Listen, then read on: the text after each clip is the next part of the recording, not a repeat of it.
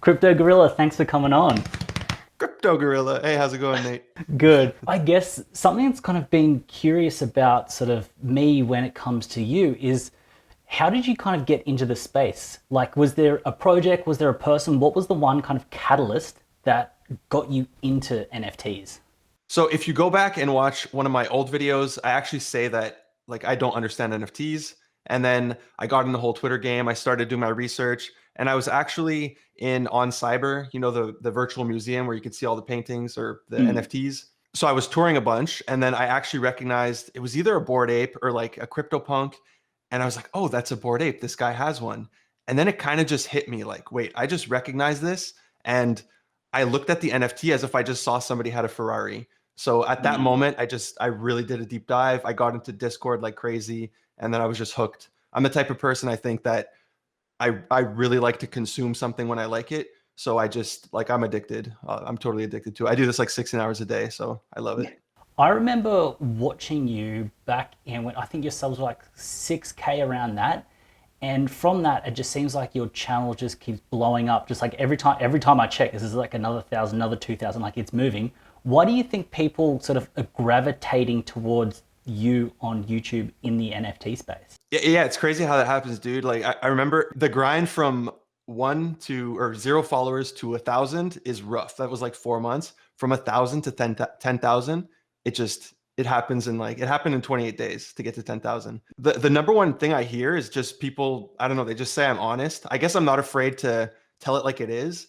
I try to be careful in videos like ripping a project apart or being I'm not going to cover a project anymore if it's negative. I used to do that, and I mean, I was usually right. Sometimes I'm wrong. That's one of the reasons I don't do it. I don't want to FUD a project, but like communities kind of come after you because you're hurting their bag, right?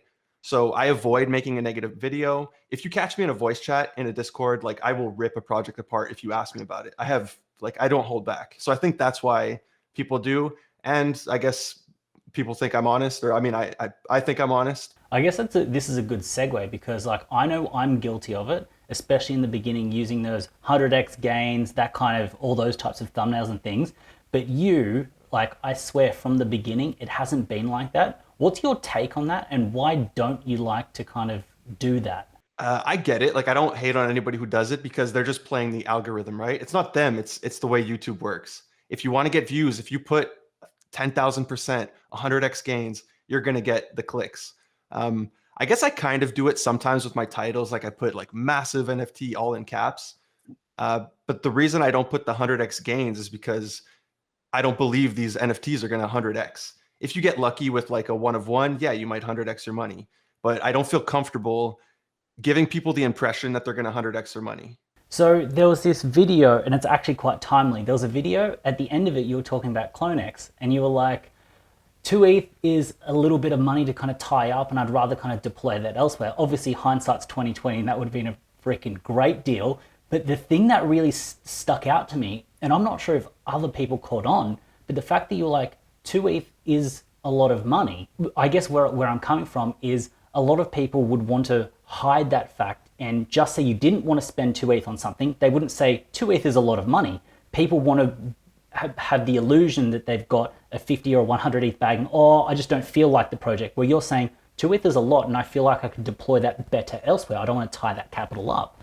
And I guess that's that question, like where does that come from? Yeah, the whole like fake it till you make it Mm. mentality. Um, so prior to having my YouTube channel, I had a web development agency with one friend for 8 years. We tried three different startups, like they failed. For 8 years, we basically made less than minimum wage and we worked 7 days a week. Like we worked like dogs. And that whole time, like I have a lot of my friends are very successful in what they do. They're very well off. They have nice houses, nice cars. And then there's me, like I had my old Mazda, like I wasn't making a lot of money, but I guess I didn't try to hide anything there and nobody ever made me feel bad about it. So I guess that just translated over here. I never felt a need to try to like front on anybody the same way when I'm with my friends who they're all successful. I never felt a need to try to compete with them or be at their level. The other thing, like I feel like I'm hanging out in all these voice chats in like a video game lobby. So I'm just hanging out with the boys. Like I don't see a point in trying to make myself look really rich in front of all these guys that are they're exactly like me.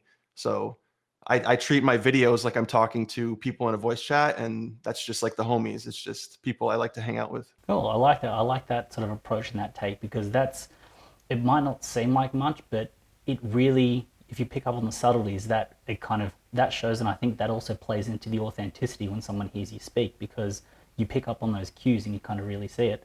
I remember in one video you were kind of contemplating putting together a project or something like that. And I guess kind of to throw this at you, what do you think of as being the perfect project? If you could just create one, what would it be? What would it have like? Yeah, I mean, I'm actually trying to put one together right now. It's people always ask me about it. It's not going to come out in like the next. If you see a stealth launch in my Discord, I got hacked. Like it's not going to be in the next 2 months. Like if I wanted to, right, I could just release like an only art project and for sure sell it out, make like a huge bag, and that would be a good experience for me to learn how to launch my own NFT project. But I think I'm the type of person when I do something, I want to go like all in. So I would really want to do something on the level of Neo Tokyo or one of these big projects where it provides utility.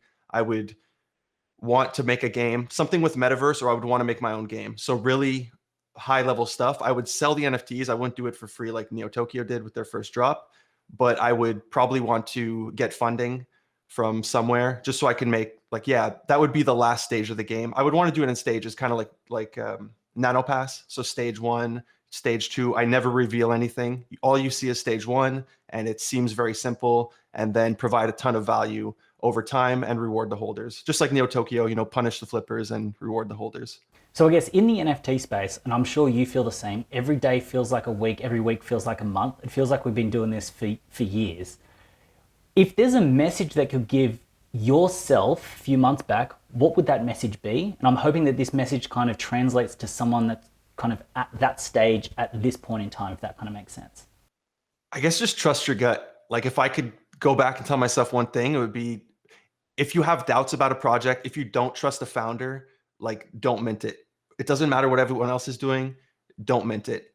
Or if you think something is going to pop off, no matter what other people say, do it. Because if you don't do it because somebody else told you to, you might regret it. Or yeah, just trust your gut. Like I had a feeling about the Hape, the Genesis Hape, and I could have purchased multiple. I only purchased one, and just that was a gamble. 2,000 or $1,600 at the time was a lot of money. I'm Canadian, so for me that was $2,000 Canadian at the time. It's a lot of money, and I could have purchased multiple. So yeah, I wish I would have trusted my gut and just bought like three of them because there was three of them for 0.33, 0.4, and 0.75. I only bought one at 0.4. So yeah, really trust your gut. And same thing for projects when I don't trust the founder. And there have been some where I knew that was the case and I just ignored it. And I wish I would have just, trusted myself. And I guess one other piece would be like this game is all about information and making connections. So try to talk to as many people as you can, try to meet as many people as you can, because I've just been chatting with people and then I find out they're a mod on a project or they're on a team or they know somebody. So you never know what kind of connections you're going to make. So just try to talk to as many people as you can because people are willing to talk to you and then they're going to be willing to share information with you. And information is power. And that's going to allow you to, make better decisions and make more money in the NFT space. Well, anyway, thanks for coming on and kind of sort of sharing a little bit about you and your story and all that. I got some value from it, and I'm sure that sort of like some of your fans and my fans will kind of enjoy just hearing from you in a little bit more of a colloquial way, where it's not where it's less scripted and less to the camera, and we can just kind of vibe a little bit. Cool. Well, thank you for having me on. I really appreciate it, and thank you for watching the Crypto Gorilla. Peace.